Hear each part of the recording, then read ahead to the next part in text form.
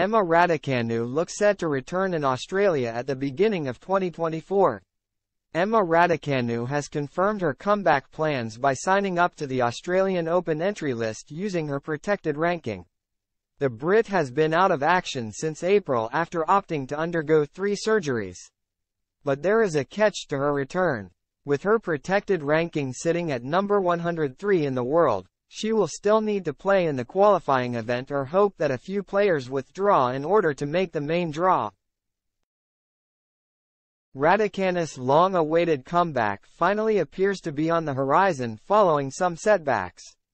The 21-year-old has signed up to the Australian Open using her protected ranking, which is 193 spots higher than her current standing of number 296 in the world. Monday marked the cutoff date for the entry list for the first Grand Slam tournament of the year, and Raducanu's commitment came as a promising sign, given that she is yet to formally announce a comeback date.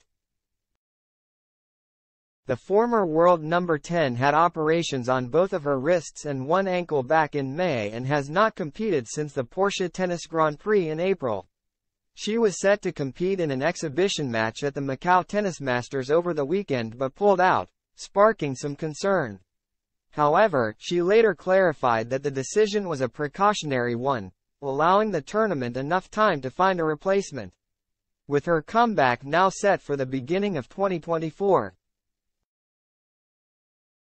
Raducanu still faces an anxious wait to learn whether she can make the main draw in Melbourne. Ordinarily, Raducanu's protected ranking of number 103 would be high enough to get her into the main draw, with 104 players of the 128-strong field getting in directly without needing to be granted a wildcard or go through qualifying. But several players are using the same method to enter the Australian Open, with their protected rankings higher than Raducanu's. New mums Naomi Osaka and Angelique Kerber are among those making their own respective comebacks down under. It means that Raducanu will only make it into the main draw if there are 6 withdrawals before the qualifying tournament begins on January 8, a week before the main event gets underway.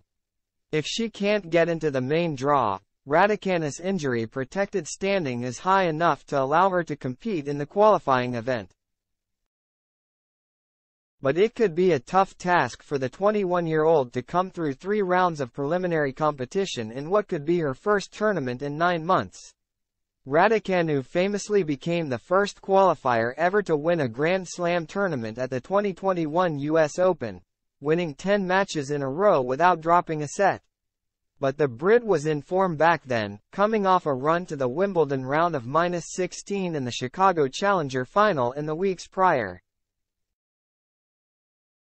It remains to be seen whether the former world number 10 commits to a warm-up tournament to get some matches in ahead of the Australian Open, as she must now allocate time in her schedule for the qualifying event from January 8. She can only compete in the first week of the season in either Adelaide or Auckland.